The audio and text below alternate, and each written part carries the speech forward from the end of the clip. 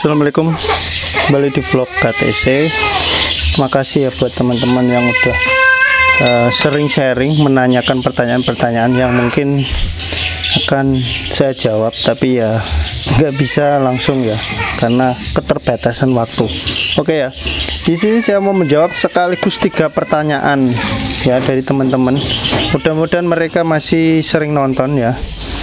Terima kasih sekali lagi buat yang udah subscribe ya, karena subscribe Anda cukup membantu ke kemajuan channel saya, dan yang jelas saya akan berikan video buat Anda, terutama wawasan-wawasan yang mungkin tidak didapat untuk orang yang tidak subscribe ya, akan kesulitan mendapatkan informasi seperti ini. Nah, yang pertama yang dipertanyakan ini udah cukup lama dan sering dipertanyakan, yaitu Mas, ketika setang itu goyang ke samping ya kan, itu apakah bisa menyebabkan bunyi ya? Oke, itu yang pertama. Terus yang kedua, ini saya jawab sekalian ya. Terus yang kedua itu masalah jalur oli. Nah, kemarin waktu saya penggantian setang itu kan ada saya video, terus ada yang minta, Mas dicek jalur olinya jangan lupa. Nah, kan ada yang ngingetin kayak gitu. Oke, gitu ya, masalah jalur oli di bagian setang. Nah, terus yang ketiga itu masalah idealnya itu jaraknya berapa. Nah, ini sekaligus menjawab yang kocaknya tadi. Sebenarnya ada 2 pertanyaan ini ya. Oke ya, jadi ini istilah gampang kalau Anda nggak punya fuller atau alat yang khusus. Cara paling gampang itu mendeteksi itu setang itu masih layak atau enggak ketika dia kocak ya, terutama kocaknya ke samping kayak gini. Nah, Anda bisa pakai packing kompresi kayak gini. Ini punya Suprafit, nah, yang ori ya. Nah, kalau packing ini kok masuk di bagian sini ya, di bagian celah sini, salah satu ya, sebelah aja, itu menandakan kalau spillingnya itu udah geser, udah lumayan kocak ya, itu kategorinya udah lumayan kocak. Kalau ini packing kayak gini Suprafit ini sekitar 20 mili lebih, 0,20 lebih ketebalannya. Tepatnya berapa saya lupa ya. Jadi kalau kayak gini, nah ini ya saya masukkan, nah ini kan masuk ya, nah ini kategorinya udah kocak. Nah kalau masuk kayak gini, nah terus kita goyang-goyang gini, nah ini kan kenceng ya. Nah sebenarnya kayak gini normalnya itu kayak gini, nah kenceng ini normalnya. Tapi kalau udah dilepas ini terus digoyang gini, terasa kocak. Nah semakin ke batang kan kocaknya semakin berkurang ya. Nah ini gini, kocaknya bukan karena dia geser ke kanan kiri ya, tapi memang nah jadi di atas tuh gini, dia bisa belok ke sini, belok ke sini. Nah itu biasanya udah mengalami keausan di bagian big end-nya. Nanti saya akan lepaskan lah. Nah, saya berikan contoh sedikit bagian big end-nya. Nah, caranya gampang, yaitu tadi dicek gini, kalau dia udah kocak kayak gini. Nah yang seperti ini apakah mengakibatkan suara, nah gitu ya, mengakibatkan suaranya keras dan lain-lain. Nah biasanya kasus yang seperti ini itu dia tetap menyebabkan suara ya bro. Hanya saja beda dengan ketika ini diketok gini bunyi tek, ini diketok gini nggak bunyi. Nah kalau yang udah tek kayak gini, nah itu lebih parah, itu udah bunyinya pasti udah tek tek tek tek tek tek. Selain itu tenaga juga loyo, dia dapat pendakian dikit udah ngedrop. Nah kalau kayak gini itu dipakai mendaki itu masih belum terasa, tenaganya masih enak. Hanya saja biasanya di RPM tertentu atau di kecepatan tertentu itu dia bunyi, atau pas mesin panas ngelitik tapi pas mesin dingin nggak bunyi. Nah itu salah satu penyebab ini, setangnya udah mulai kocak ke samping, walaupun diketok gini nggak bunyi ya. Tuh kasusnya motor ini juga kayak gitu, kalau panas bunyi, atau kita geber player ya, di player dia bunyi trek trek trek trek. Nah kadang kan orang ngira kayak piston apa. Yang kasus motor ini parahnya itu ketika dipakai akselerasi, pas digas tingginya dia nggak terlalu bunyi, tapi pas ketika diturunkan gas, misal ada penurunan tikungan atau apa, digas langsung turunkan gitu bunyi trrrr. Nah itu kalau ini kasusnya kayak gitu. Oke ya, mungkin bisa dipahami. Tadi ngeceknya gampang aja pakai ini. Nah ini melebu itu tandanya dia udah mulai kocak ya. Itu bisa menyebabkan bunyi, terutama buat mesin yang termasuk kategorinya overstroke ya. Kalau overbore masih biasa, kocak seperti ini tuh nggak terlalu bunyi. Misal kayak Shogun ya, Smash yang tipe mesinnya itu overbore, itu kocak segini itu dia masih belum menimbulkan suara-suara. Tapi kalau udah overstroke kayak gini, ini kan punyanya Revo Absolute ya, kategorinya kan dia overstroke ya. Jadi panjang piston dengan diameter piston itu lebih panjang piston ukurannya lah ya. Piston kan 50, sedangkan ini lebih dari 50 kayak gitu. Itu overstroke. Nah, itu bisa menimbulkan suara. Ya, semakin panjang setangnya ya, contohnya kayak motor-motor yang stroke up atau motor-motor zaman sekarang kayak Genio ya kan, kayak Beat ESAF itulah ya, KOJ, K0J itu, K1A itu dia kan lebih parah lagi overstroke-nya. Nah kayak gitu itu biasanya ini kocak dikit suaranya udah nggak karuan. Makanya nggak usah heran kalau sering lihat motor-motor Genio atau keluarga ESAF itu suaranya kasar, padahal piston belum kocak ya. Itu nggak usah kaget, memang penyakitnya mesin stroke up ya, kategorinya overstroke kayak gitu. Oke, terus kita jawab lagi masalah jalur oli. Nah kemarin ada yang bilang, Mas cek Mas jalur olinya dari sini. Nah ini ya, saya mau jelaskan sedikit. Ada beberapa tipe motor, nggak semuanya ya, itu yang memang ketika kita kasih bensin di sini aja dia tembus ke sini masuk ke stang. Ada beberapa tipe yang kayak gitu. Nah tipe-tipe yang seperti itu biasanya motor itu sudah menggunakan filter di luar. Contohnya kayak Jupiter Z, itu ada filter sentrifugalnya di sini.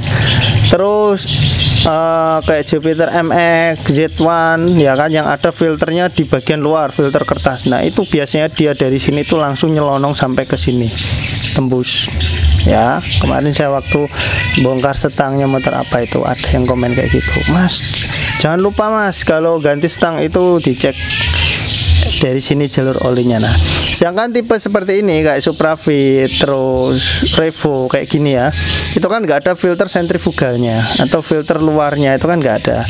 Nah dia filternya itu di sini. Jadi ini kalau kita tuangi bensin di sini itu nggak bakalan tembus di sampai sini, tidak bakalan kan bro. Dia terhenti di sini. Jadi di tengah-tengah drat sini ya, di pertengahan drat sini itu ada pembatasnya. Jadi memang kalau kita lihat dari atas ini itu ada lubang, tapi dia mentok gini aja. Nah lihat ya segini ya. Nah mentoknya sampai drat sini. Di sini tuh buntu. Nggak percaya nanti, wah motormu yang bermasalah Mas bro. Nah ya, sekali lagi saya ucapkan yang udah subscribe Anda tambah pinter, saya yakin. Jadi nah antara di sini ini kan lubang, di sini ini lubang, di antara lubang ini itu ada pembatasnya di sini ya. Beda dengan motor jenis kayak Jupiter dan lain. Pokoknya yang udah menggunakan filter kayak Smash apa itu kan udah menggunakan filter. Nah itu loss dia sampai bawah, karena oli yang masuk ke bagian keras, yang masuk ke stang itu sudah bersih. Nah sedangkan di motor jenis keluarga Honda ini, Honda keluarga Cup Honda ya, itu dia masih menggunakan filter sentrifugal yang letaknya itu di bagian kampas ganda. Jadi di sini itu buntu ya, nggak bisa tembus. Bisanya kalau ngecek aliran sini sampai sini itu dari lubang ini, lubang yang bawahnya ini sini dibuntu, disiram nanti sampai ke bawah. Tak contohin dikit. Jadi ini kan dibuntu di sini ya, yang bawah, yang lubang ini kan tembus ya. Nah tembus ke sini ya kan, dia akan tembus. Nah ini itu dibuntu sini, dimasukin bensin dari sini, nanti baru dia bisa tembus sampai sini. Nah ini lihat ya, bagian sini tembus bensin. Nah tapi kalau dari atas ini dia nggak akan tembus, dia paling meluber ke bagian sisi kanan kiri di sini aja. Tak jelaskan jalurnya bagaimana itu Mas, kok bisa kayak gitu. Jadi banyak teman-teman dari mekanik lah, cukup banyak menurutku ya, yang belum tahu sistem kerja kerkasnya Honda itu. Dikira itu ini tembus kayak motor-motor lain. Enggak, semua tipe motor itu sama ya, perlu diperhatikan ya. Kayak motor yang pakai balancer dan enggak itu beda semua. Jadi gini cara kerjanya. Ini tuh ada fungsinya, Honda kan banyak lubang-lubangnya. Nah ini lubang ini tuh lubang masuk ya, ini lubang masuk ke bagian filter sentrifugalnya. Ini lubang masuk dan ini lubang keluar ya, ini lubang masuk, ini lubang keluar ya. Gini, tak ambilin kampas ganda. Nah, ini kan kampas ganda. Mungkin teman-teman sering lihat ya, di sini tuh kan banyak kotoran. Nah, kayak gini loh. Nah, ini kan banyak kotoran. Ya kan, di kampas ganda ini kan sering banyak kotoran-kotoran kayak gini. Nah, ini residu. Kenapa kok kotoran itu selalu ngumpulnya di sini? Nah, ini pemfilterannya Honda seperti ini. Ini tak jelasin dikit. Mumpung aku agak ada waktu buat jelasin. Ini tuh masuk gini kan.